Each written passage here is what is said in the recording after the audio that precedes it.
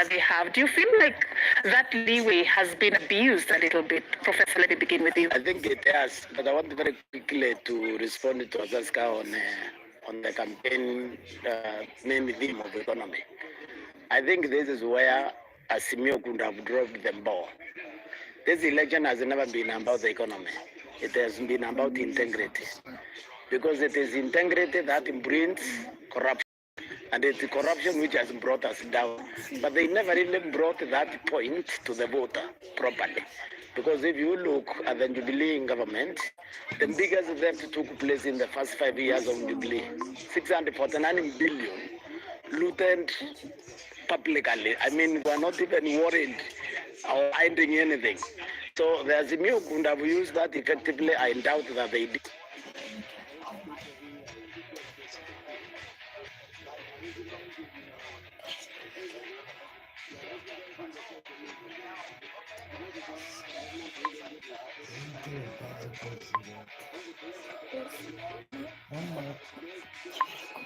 Did because they would have turned the tide everything.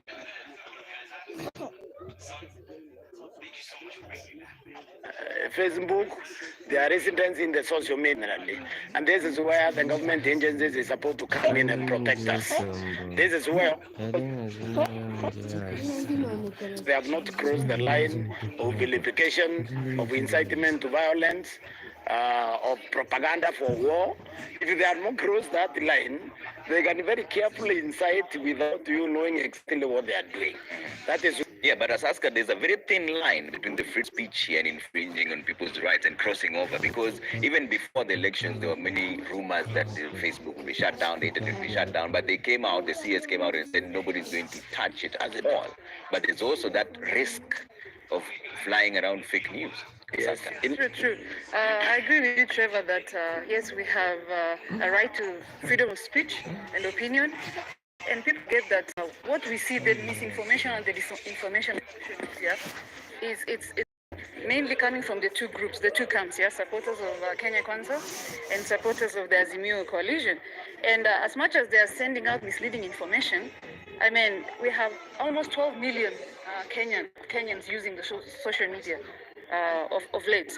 So for me, as much as we have the right of opinion and of speech, I think we need to be careful a bit, because at the end of the day, it's only Mr. Jebukati who is the returning officer for the presidential results, and he's the only one who can declare, who has the mandate constitutionally to declare.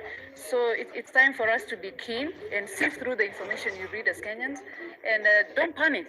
We need a lot of patience to go through this in the next couple hours or so, a couple days. So for me, we truly have to be very, very careful. Yeah. We have to take a quick break now. When we come back, Franklin, and come to you. And there's something that was mentioned by the East African Election Observation Mission, headed by Jakaya Kikwete, that is the former Tanzanian president. He talked about the independent candidate agents having increased, which to him, he related to the fact that the primaries may have failed. And there was an upside. Very short break. We're back with more. Don't go too far.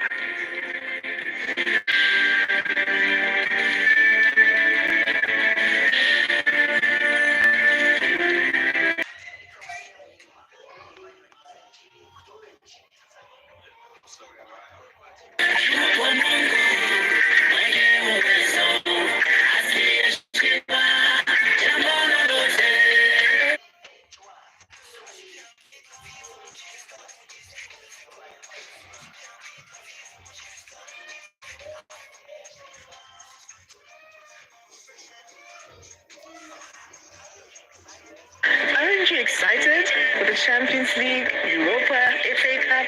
Gee, every moment from the beginning, every. Don't forget local, the Ethiopian and Zambian leagues, and the FIFA World Cup. You know what they should call it though? I've got it. Football's greatest season. Oh, come on, Get TV so you can drink from every cup that matters in football's greatest season. Only on Supersport.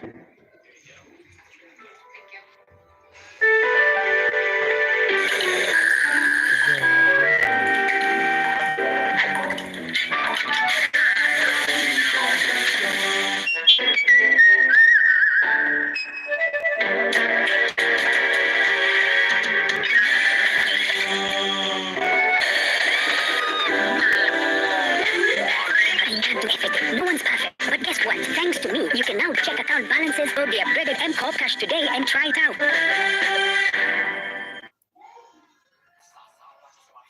Sasa pata smartphone mpya ya Tecno Spark 7 kupitia lipa mdogo mdogo. Piga *544*5 kuona kama unafaulu kujiunga na mpango wa lipa mdogo mdogo kutoka Safaricom.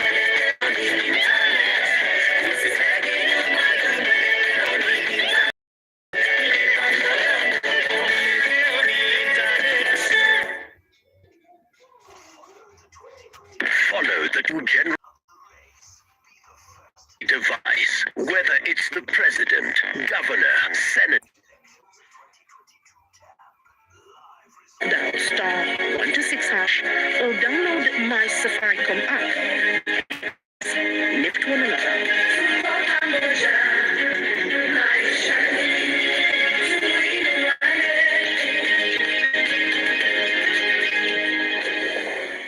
Results you need. Toasty Strong enzymatic particularly. Microcapsule fragrance goes into fibers and give you lasting freshness for the whole day. Colorful day, wonderful scent.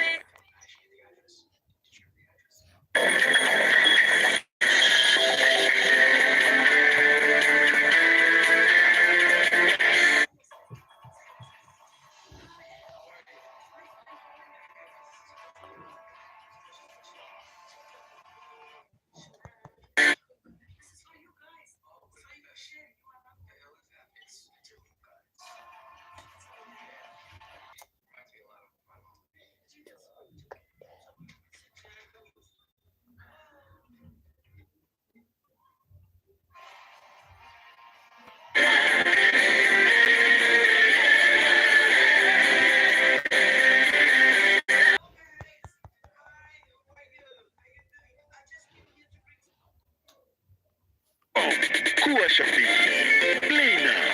Strictly not for persons under the age of 18. Betting can be addictive. Play responsibly. Shafiki.com is authorized and regulated by the BCLB. License number 416.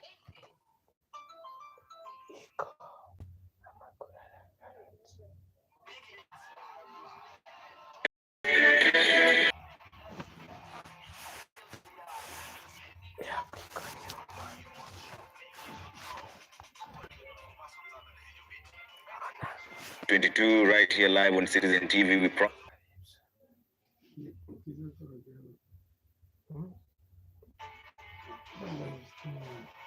Is coming to the National Tallying Center, counter-checking all the numbers that they have from the 34As that they uploaded and the 34Bs, which accumulation of the numbers by the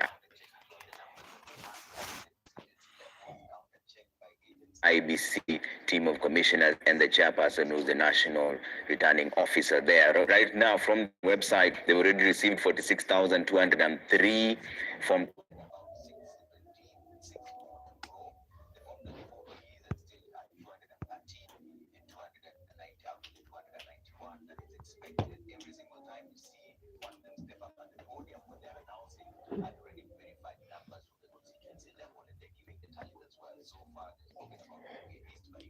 Moiben, Nandi Hills, and much more. As soon as they have more, they'll cross over there for a comprehensive detail of the list that they're giving there, plus the numbers.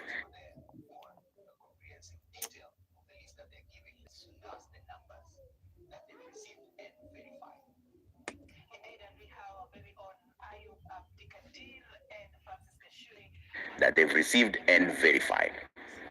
Indeed, and we have our very own Ayub Abdikadir and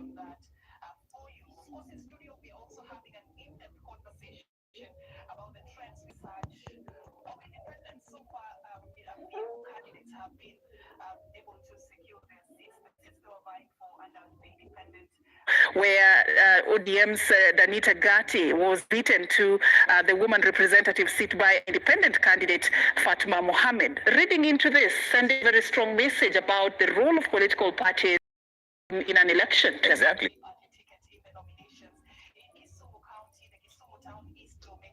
Primaries, or are people just giving protest vote against those who are? I feel like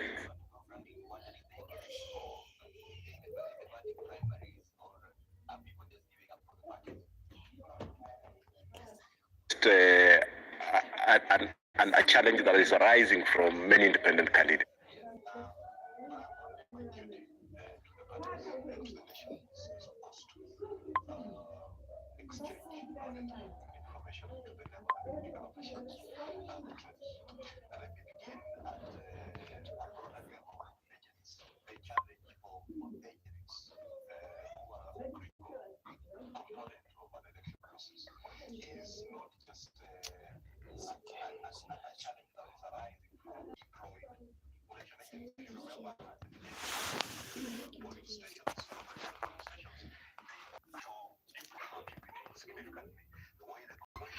Are being readied and they're contributing significantly. The way the courts, the way the other government agencies that are engaged in elections, and that is an area that Kenyans need to rethink. I was just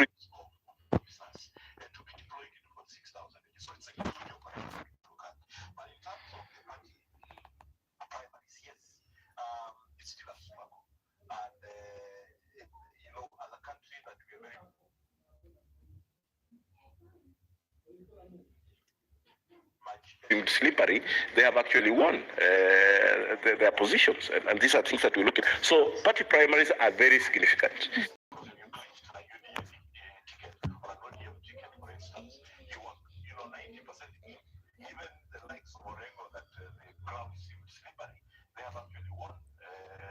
To the extent that parties struggle, just like IEBC, because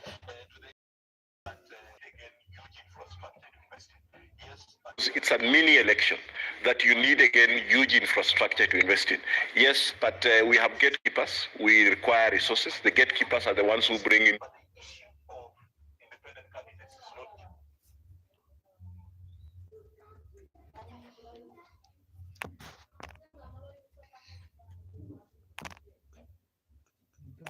The diverse interests that the elected leaders need to represent. When the voter does not money mostly, and they have interests. So you get party primaries not being the best. But the issue of, like the case of independent candidates, is not just a party primary issue. It is an issue of the voter look. Is a global phenomenon. We saw parties are beginning to struggle to catch up that into social justice, liberals or conservatives, and are not agreeing with the populist approaches. Have to find the elected leaders need to represent. Is we had the zoning and we had all these challenges that affected particularly women candidates and young other areas. So we have to make sure that we're discussing this from a holistic point of view. But I'm impressed by the performance of women candidates in this election. Majority of them are not independent, but from political parties. So that means where the political parties are keen to support special interest groups and support them, then they're going to clinch it. Yep.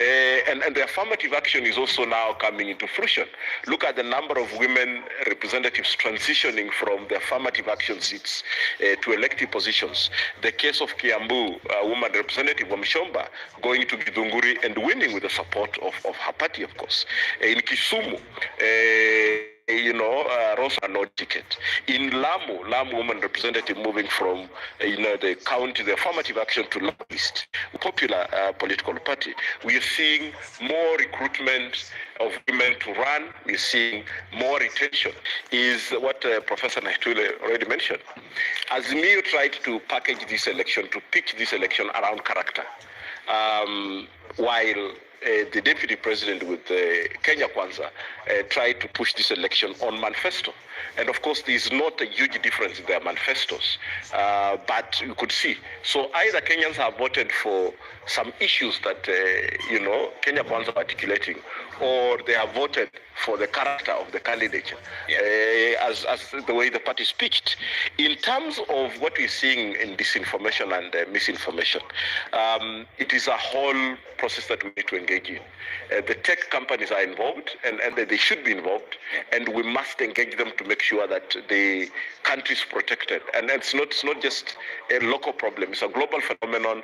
The U.S. struggled with this. Brexit suffered this. Kenya suffered in 2013 and 2017, and we're still seeing it. So the proactiveness of the tech companies, tech corporates, would come in at a higher level, and also in terms of policy and legal framework and their implementation to ensure that the country is protected. But there is a citizen responsibility in 3 or 4 areas that I would want to mention. One is that we need to shift the mind from a legalist to a cultural. It is very easy for a Kenyan to receive a WhatsApp message and forward it without reviewing and seeing what the content is. We just used to sharing and without looking. We need to avoid dissemination of doctored media, such as deepfakes, deepfake videos, and that is critical. It is at a personal level. It's your gadget, it's your bundles. You can control that. We don't need the law about that. We just need to be cultured, properly calibrated to regulate yourself on such things. We need to avoid dissemination of hate speech, particularly violent rhetoric. It's something that Kenyans we need to consider very well. We need also to avoid spreading misinformation or disinformation.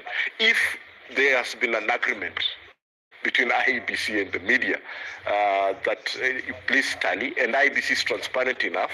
Form 34As have been available since Tuesday evening. Form 34Bs are now available. Why can't you get into that portal and get your numbers?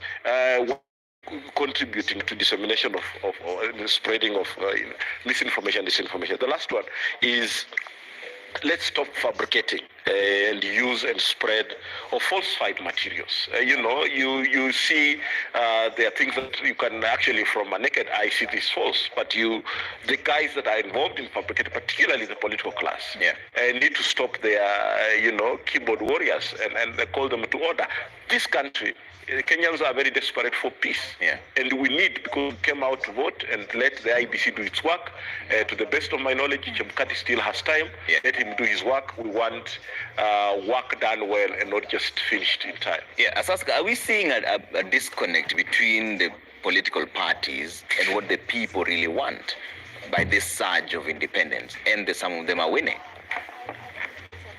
I don't think there's a disconnect, Trevor, as much, because what we see on social media, or as I call them, the social media returning officers for now, is people, of course, have their supporters. Both camps have their supporters, and everybody wants their candidate to win. And there's nothing wrong with that. The only thing is for us to control the misinformation and the disinformation. And I disagree with Prof here earlier on when he said there are no emotions in these elections. I mean, every election cycle in Kenya has had an emotive perspective to it. A couple examples that I'll give. In 2002, Kenyans were very joyful because that has brought up the end of President Moi's era, and President Kibaki came in. And you'll see countrywide that Kenyans were very, very joyful. 2007, wow, it was horrifying, with the post-election violence and the killing of over 1,400 people. If I look at this, this year,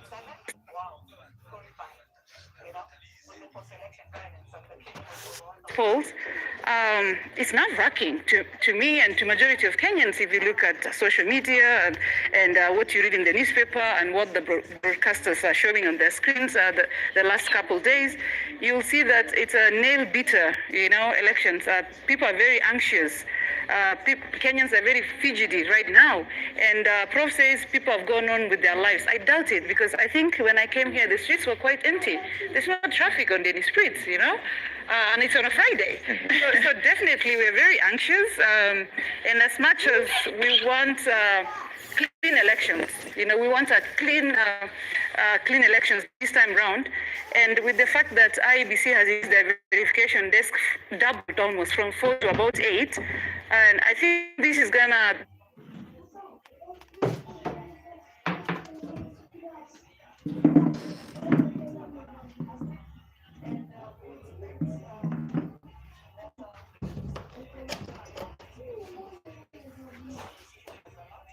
the process of verification of the actual 34Bs are gonna hasten, and we expect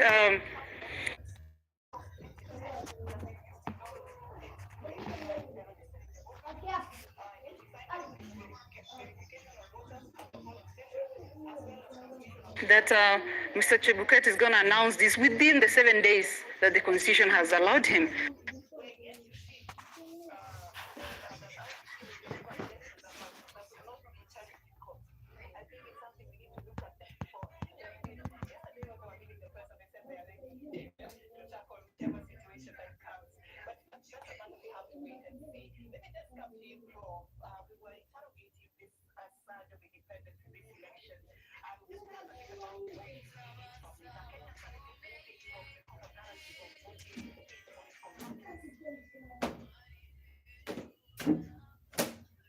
This election. Yes. Just tell us a bit about what you read from it. Are Kenyans suddenly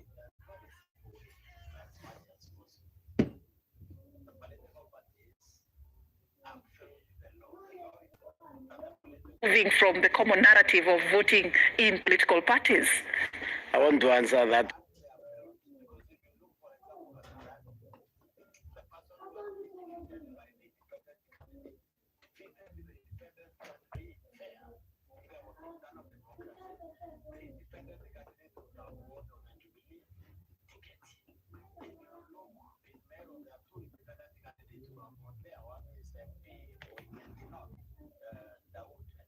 In this election. Yes. Just tell us a bit about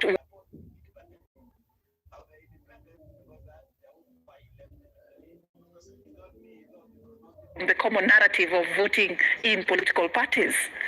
I want to answer that in a very simple way, as much as possible. Political parties have followed the law. The law requires that the political parties establish strong internal democracy. That they have failed, because if you look, for example, Kasarani, the person who has been defeated by the independent candidate defeated the independent candidate during nominations. So if the Jubilee nominations were free, fair, if there was internal democracy, the independent candidate would have won on a Jubilee ticket. If you look in Mero, there are two independent candidates who have won there. One is the MP for Imenti North, Dawood, I think that is his name. And the other one is the governor. Is the Mero now the governor-elect. They are both independent. Now they're independent because as Dawood, before he left, he told me he thought he would not be nominated. So he decided that he would go independent. So there are two things happening here. The parties have found the internal democracy test. The individual voters, they are able to take you on your agenda and they ignore the party. Those two things are contributing to the rise of independent candidates. Yeah, Mkwaji, is that true that the people are now shifting more towards agenda, or is it still based on personality? Well, of course, there is a clear shift of the voter towards issues.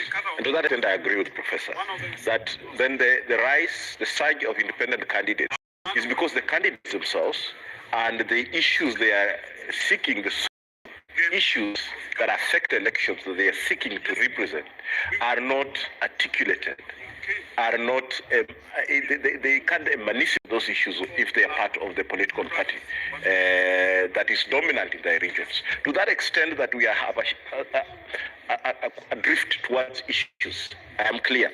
But to the extent that we want to wholesomely condemn political parties, I think data from the party primaries speaks otherwise. That we have, and this takes root in the internal dispute resolution mechanisms of political parties, that even without having that organ and the establishment of that under the party's constitution, the registers of political parties cannot enlist the political parties. And we have seen